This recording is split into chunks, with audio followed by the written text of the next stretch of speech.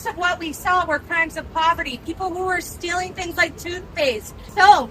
And that means if you're stealing those things, you need them. So apparently, stealing is fine now if you have a biological need for the crap you're stealing without paying. Hey guys, welcome back to the show, your home for independent and nonpartisan commentary and analysis on politics, media, internet culture, and more. We've got an insane story out of New York City, and then the YouTuber Shoe0nHead weighing in with some commentary on it as well that I appreciated. We're going to go through it all, but just wow, this is quite the cover from the New York Post that sets up this story. Today's cover, socialist New York lawmaker Emily Gallagher says shoplifting for biological need is okay. Then they have a lovely image of her attached with the text free for all. Yeah, what could possibly go wrong, guys?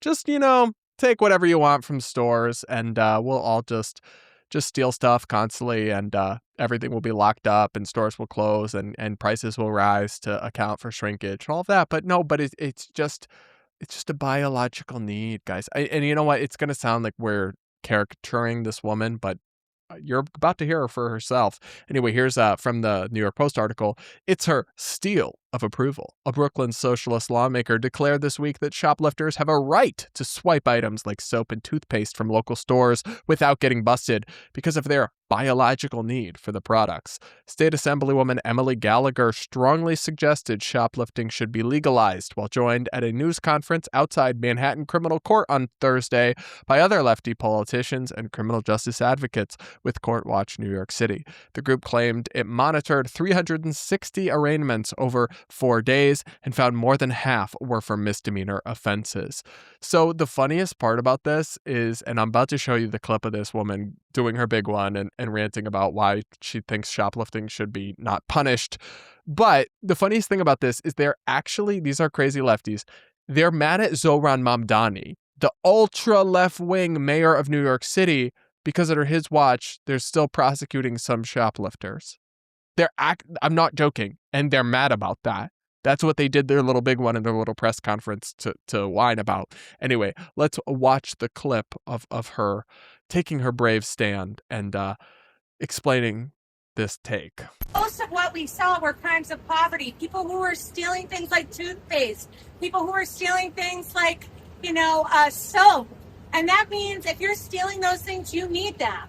No, and we it are doesn't mean choosing that, actually. to protect billion-dollar companies like CVS and Walgreens over the people who are struggling to get by. So I would say that the true crime is that there is such incredible wealth disparity in this city that there are people who can be thrown in jail simply for having a biological need.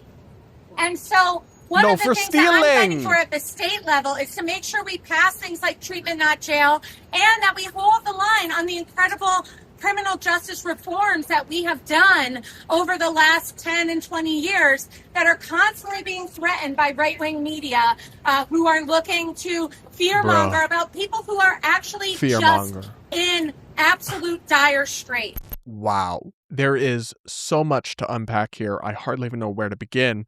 But first off, it's not fear-mongering to be concerned about people stealing to the point where everything has to be locked up in CVS, okay? That's not fear-mongering. That's a real issue that happens, and shoplifting harms communities. Stores close sometimes in communities that rely on them because there's so much constant stealing, and in some of these ultra-blue districts, they just weren't enforcing the law or cracking down enough, so people kept doing it and doing it and doing it. And then this woman is delusional about the reality of crime. If she thinks people are just stealing this stuff. Oh, well, if they're stealing toothpaste or soap, they must just be in dire need and just taking care of the biological. No, babe. They're stealing it in mass and reselling it. It's called organized retail theft. They have open air markets in New York City and street side markets where they are reselling this stuff on the cheap that they've just taken and stolen. So the fact that they are stealing it does not, in fact, mean that they are, truly indigent and in need and struggling. And even if they were, that still wouldn't allow them to steal stuff. Society actually needs rules to function, and we have to uphold private property rights, even when that means that people might need soap, but also as if soap is so expensive, and as if there's not plenty of social programs to help people. There is, in fact. And she also hits us with this line of, oh, you're just defending billion-dollar corporations. They ultimately pass a lot of the costs of shrinkage, which is what they call a lost product from stealing, onto other consumers. So really, people who steal are hurting their neighbors in many ways. And then by cracking down on shoplifting, you're not just protecting the big corporations, but also corporations have rights too. And you don't have a right to take their crap. And their rights should be protected from crazy people like you. With Caroline Leavitt stepping down, who's going to be Trump's new press secretary? Well, according to our channel partners at Kalshi, people think there's a 35% chance Alina Habba will get the job, whereas Anna Kelly has a 27% chance, and CNN commentator Scott Jennings is in with a 15% chance. Personally, I think Scott Jennings would be a pretty good choice, because whether you agree with him or not, he's pretty used to operating in a hostile media environment over at CNN, and he is pretty reliable as a defender of the Trump administration who doesn't get riled up too easily. But if you guys have thoughts on who the next press secretary will be or any of Kalshi's other politics-related markets, just go ahead over to Kalshi, the first CFTC-regulated exchange dedicated to trading on the outcome of future events, and use code BRADP when you sign up on the website or on the mobile app on your phone to get $20 free when you trade $20 now. Anyway, I don't even know how to describe her ideologically, but the political commentator and YouTuber Shoe0nHead weighed in on this woman's tweets and kind of went off. So she wrote on X in reply to this woman, who is an actual elected official. Crazy. People aren't arrested enough for stealing toothpaste. And now the people who actually follow the rules of society have to wait 15 minutes for some poor wagey to unlock the plexiglass toothpaste cagey, and why stores go out of business in rough neighborhoods, turning them into complete ghost towns. This is a good point. I mean, we should not have to deal with that kind of thing because other people steal and don't get punished for it. And you are very much punishing those who do follow the rules and who aren't a menace to society when you enable and coddle people who want to just get their way and then lie and do PR for them by pretending they're all just mothers in desperate need of bread to feed their starving children. Obviously, that does describe some situations, but social services exist for people in need like that, and we should be helping them in other ways, not encouraging them to steal. And then also, that's not most of the people who are stealing, and we know that. So give me a break. Oh, they're just stealing soap, so they must be in need. No, they're stealing lots of crap to resell. This is not that complicated. Anyway, somebody responded to Shoe0nHead's tweet and disagreed with her and said, "Aren't arrested enough? Did you lose your mind completely? Maybe wonder why people resort to stealing something as cheap as toothpaste in the first place." Shoe0nHead replied to this person, "You live in Japan." First of all, hilarious that the person from Japan is just randomly weighing in on this. Good for you for calling that out. Anyway, Shu wrote, "You live in Japan. You don't have to deal with this shit. We have food stamps, food banks, and other things for poor people here. These people steal things in bulk to resell on Facebook Marketplace. They destroy communities and make everything worse for everyone around them."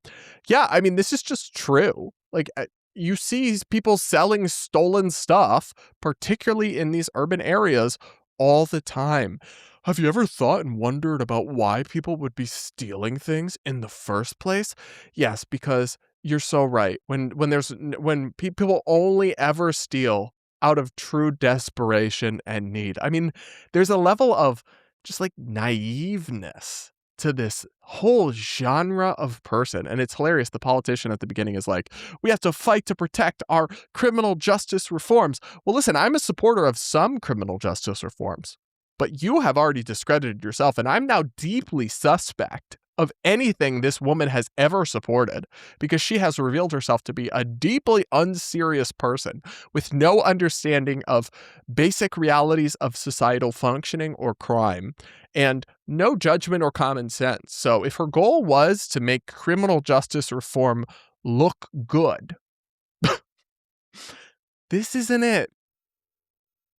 Your goal was not achieved here. my friend, you actually made it look like a joke and made yourself look deeply unserious and radical. Though, of course, that's not surprising for like a socialist lefty politician in New York City these days. One final tweet from Shoe0nHead here. She wrote, "It will make everyone's lives incredibly better if there were serious deterrents for being an asocial freak committing crime and destroying communities. Yes, absolutely yes. Otherwise, what's the point? Why should anyone go to work and spend hard-earned money when we can all just steal?"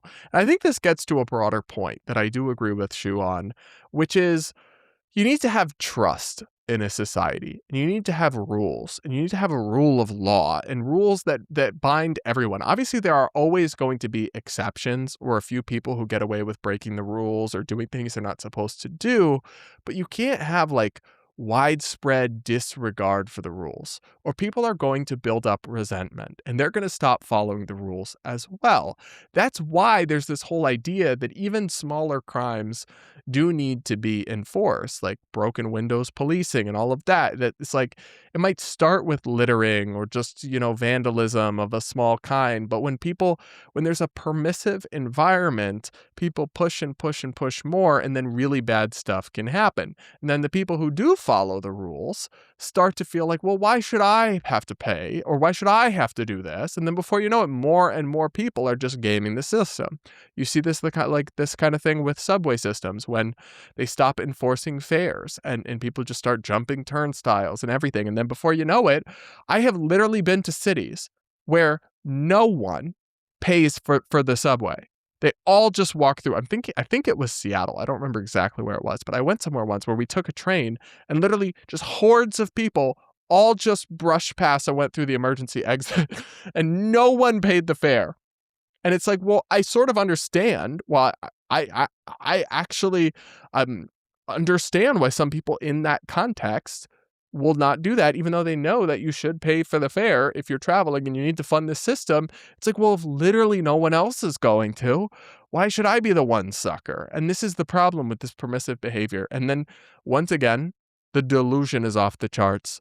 Oh, all these people are just stealing toothpaste because they're so needy. No.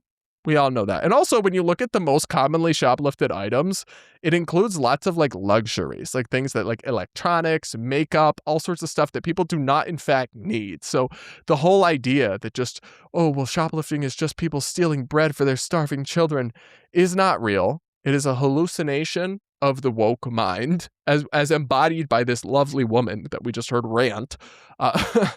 And it wouldn't even be a justification if it were true, because that is literally why programs like food stamps and food banks and all these resources exist. So even in the cases where there is genuine desperation and need, you're still not allowed to just steal crap. Sorry. Actually, I'm not sorry at all.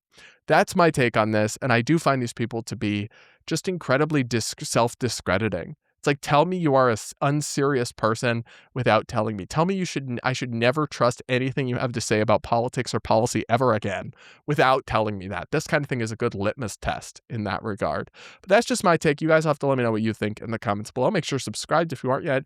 Do hit the like button and consider becoming a channel member to support my independent commentary and analysis, guys. I don't pander to the left or the right. I try to just be honest and independent, give you my real reactions to stuff. So that's not always the best business model, and it does help me out when viewers like you support me by becoming a channel member. Just hit the join button or click the link in the description. Now, guys, with that, we'll leave it there for this one and be back with more real soon.